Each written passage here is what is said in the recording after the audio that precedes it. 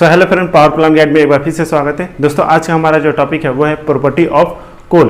तो कोयले का क्या क्या प्रॉपर्टी होता है, इस वीडियो में हम लोग उसी के बारे में हम लोग डिस्कशन करेंगे और साथ में देखेंगे कि कोयले का प्रॉपर्टी अगर हम लोग जानते हैं तो उनसे हमें क्या क्या फ़ायदा होता है। तो वीडियो काफ़ी इन्फॉर्मेटिव होने वाला है, तो वीडियो के साथ बने रहें। और यदि आप इस चैनल पर नए हैं तो चैनल को सब्सक्राइब कर लें और बेल नोटिफिकेशन को ऑन कर लें ताकि इस तरह का वीडियो आपको सबसे पहले मिले। तो चलिए अब वीडियो को करते हैं स्टार्ट।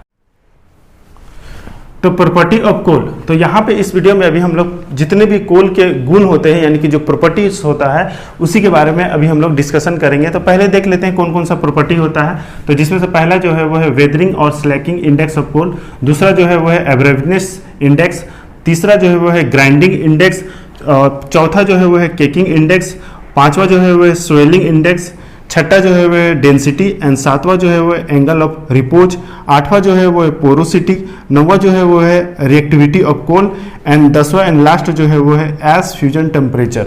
तो अभी जो भी हम लोग यहाँ पे गुण देखें इसको हम लोग एक एक करके अभी डिटेल में देखेंगे, जिसमें अभी हम लोग पहले बात कर लेते हैं weathering and slaking index of coal. तो जब हम लोग कोल हैंडलिंग प्लांट के बारे में जब हम लोग डिस्कशन कर रहे थे तो वहाँ पे हम लोग ने देखा था कि जो कोयला स्टोर किया जाता है पावर प्लांट में, तो वहाँ पे क्या होता है कि वहाँ पे लगभग 30 से 40 दिन तक जो कोयला है वो हमारे कोल हैंडलिंग प्लांट में स्टोर करके रखते हैं उसको खुला एटमॉस्फेयर में। तो खुला एटमॉस्फेयर में रखने से क्या होता है कि जब बारिश के दिन में क्या होगा वो भीग जाएगा, जब आपका धूप होगा तो क्या होगा वो सूख जाएगा। तो जैसे जैसे मौसम चेंज होगा उसमें प्रॉपर्टी चेंज आता है, जिससे क्या होता है वो उसमें ब्रेक डाउन होने की प्रक्रिया स्टार्ट हो जाती है। मतलब कोयले में कोयला जो होता है वो टूटने लगता है, तो उसी को कहा जाता है, उसी प्रक्रिया को कहा जाता है weathering and slaking index of coal. तो अगर ये हमें पता रहेगा कि हमारा जो स्लैकिंग इंडेक्स है वो क्या है, तो कितने साइज का कोयला हमारे उस समय जो उसकी क्या स्टेबिलिटी रहेगी ये हमें पता चल जाएगा। तो उसी साइज के अनुसार हम लोग जो कोयला है वो स्टोर करके रखेंगे, तो इसका ये फायदा होता है। अब जो नेक्स्ट है वो है एब्रेविनेस इंडेक्स। तो एब्रेविनेस इंडेक्स से हमें ये पता है कि हमारा जो कोल होता है वो कितना हार्ड है, ताकि जब हम लोग इसका जो प्रिपरेशन करेंगे, इसका जब साइज को हम लोग प्रिपेयर करते हैं कोल हैंडलिंग प्लांट में, तो ये हमारे जो मशीन होता है, जो मशीन के जो ब्लेड होते हैं, पार्ट्स होते हैं, उसको कितना वियर और टियर कर सकता है, उसको कितना इफेक्ट कर सकता है, उसको हम लोग इसी हार्डनेस से यानी कि एब्रेविनेस इंडेक्स से पता कर सकते हैं। अब जो नेक्स्ट आता है वो है ग्राइंडिंग इंडेक्स। तो ग्राइंडिंग का क्या मतलब होता है, किसी चीज़ को पीसना, ठीक है, उसको क्रश करना। तो जैसे आपके घर में देखे होंगे कि हम लोग ग्राइंड करते हैं, जो मसाला जो होता है उसको हम लोग जो मिक्सी होता है उसमें उसको ग्राइंड करते हैं। तो सपोज कीजिए अगर आपका जो मसाला है यानी जो आपकी जो चीज़ आप ग्राइंड करना चाह रहे हैं, अगर वो ज़्यादा हार्ड होगा तो क्या होगा, उस ब्लेड को इफेक्ट करेगा। तो ठीक उसी तरह कोयला कितना हमारा उसका ग्राइंडिंग इंडेक्स क्या है, कितना वो हार्ड है, तो अगर ये ग्राइंडिंग इंडेक्स हमें पता रहेगा तो हमको जो इसको रिसाइज करने में, इसको क्रश करने में उतना ही सुविधा होगा। उसी अनुसार से हम लोग इसको क्रश करेंगे। जैसे कि पल्वराइज बॉयलर में देखा जाता है कि जो वहाँ पे जो कोल को पूरी तरह से ग्राइंड किया जाता है उसको पाउडर फॉर्म में किया जाता है। तो इससे हमारा ये फायदा होता है। चौथा जो है वो है केकिंग इंडेक्स। तो केकिंग का क्या मतलब है कि कुछ टाइप के ऐसे कोयले जब होते हैं, जब कोयले का जब मैंने प्रकार बताया था तो वहाँ पे जो बिटुमिनस का जब मैंने टाइप वहाँ पे बताया था तो उसमें कहा था कि दो टाइप का कोल होता है, एक होता है केकिंग कोल और एक होता है नॉन केकिंग कोल। तो केकिंग इंडेक्स कहने का क्या मतलब है कि एक ऐसा कोयला जब वो जलेगा तो वो क्या करेगा, वो स्वेल होगा यानी कि बढ़ेगा और एक पेस्टी फॉर्म में हो जाएगा। जैसे कि अलकतरा अगर आप देखे होंगे जब वो बनता है तो वो किस तरह से पेस्टी हो जाता है, तो उसी अनुसार से जो कोयला होता है जब हम लोग उसको जलाएंगे तो वो पेस्टी फॉर्म में आ जाता है, वो स्वेल करता है यानी कि बढ़ता है, और फिर क्या होता है कि उसके बाद वो आपस में चिपक जाता है। तो इस केकिंग इंडेक्स से हमें यह पता चलता है कि उस कोल का क्या प्रॉपर्टी है, वो कितना स्वेल करेगा, वो कितना जो पेस्टी फॉर्म में जो ट्रांसफर होगा।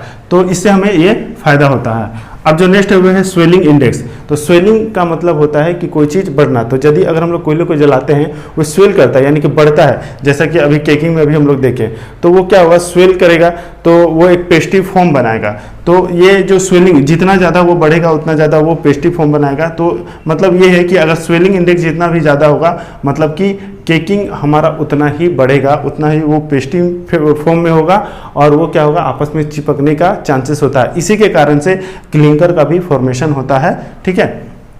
तो इस इंडेक्स से हमें ये पता चलता है, अगर हमें पता रहेगा कि हमारा जो कोल का स्वेलिंग इंडेक्स या के इंडेक्स कितना है, तो हम उसी अनुसार से उसका कंबशन करते हैं। अब जो नेक्स्ट आता है वो है 6 नंबर डेंसिटी।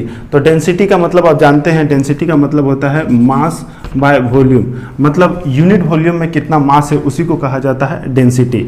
तो हमारा जो यूनिट वॉल्यूम है उसमें कितना कोल है, ठीक है, कितना कोल है, हमें ये अगर पता चल जाएगा तो हम उसके स्टोर करने का जो जगह है वो डिसाइड कर पाएंगे। तो ये होता है हमारा डेंसिटी जानने से फायदा कि अगर हमें डेंसिटी कोल का पता रहेगा तो उसके लिए कितना स्पेस चाहिए उसको स्टोर करने के लिए, ये हम जान पाते हैं। अब जो नेक्स्ट आता है वो है एंगल ऑफ रिपोज।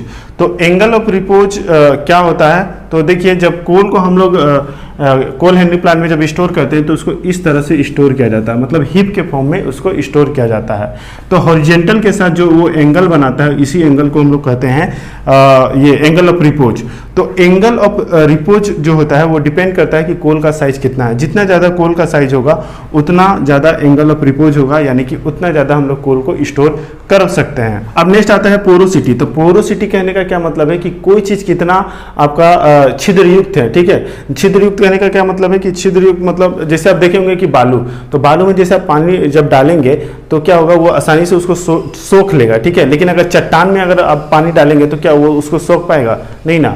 तो क्योंकि जो चट्टान होता है वो छिद्रयुक्त नहीं होता, उसमें पानी जाने की जो जगह होती है नहीं होती है, लेकिन बालू में होता है, ठीक है। तो ठीक यदि आप कोयले अगर कई प्रकार का आप देखे होंगे तो कोई कोयला देखे होंगे चट्टान की तरह रहता है, कोई कोयला देखे होंगे कि परफोरेटेड मतलब छिद्रयुक्त होता है। उसी छिद्रयुक्त जो कोयला होता है उसको पोरोसिटी कहते हैं। जितना ज़्यादा पोरोसिटी होगा वो उतने ज़्यादा पानी को एब्जॉर्ब करने की क्षमता रखता है। अब जो नेक्स्ट है वो है रिएक्टिविटी ऑफ कोल। तो जो कोयला होता है जब हम लोग उसको फर्नेस में कंबशन कराते हैं तो वो ऑक्सीजन के साथ कितना जल्दी, यानी कि कितने टाइम में वो उसके साथ रिएक्ट करके कंबशन स्टार्ट होता है, उसी को कहा जाता है रिएक्टिविटी ऑफ कोल। तो इससे हमें ये फायदा होता है कि जब हम लोग फर्नेस में कोल को कंबशन करवाते हैं तो ऑक्सीजन के साथ रिएक्शन करने में कितना टाइम लगता है, यानी कि उसको कंबशन कराने में कितना टाइम लगेगा, इससे हमको ये जानकारी मिल जाती है इस रिएक्टिविटी ऑफ कोल से। अब जो नेक्स्ट आता है वो है एज फ्यूजन टेम्परेचर। तो एज फ्यूजन टेम्परेचर जो है उसको मैंने पिछले वीडियो में भी डिस्कशन किया था।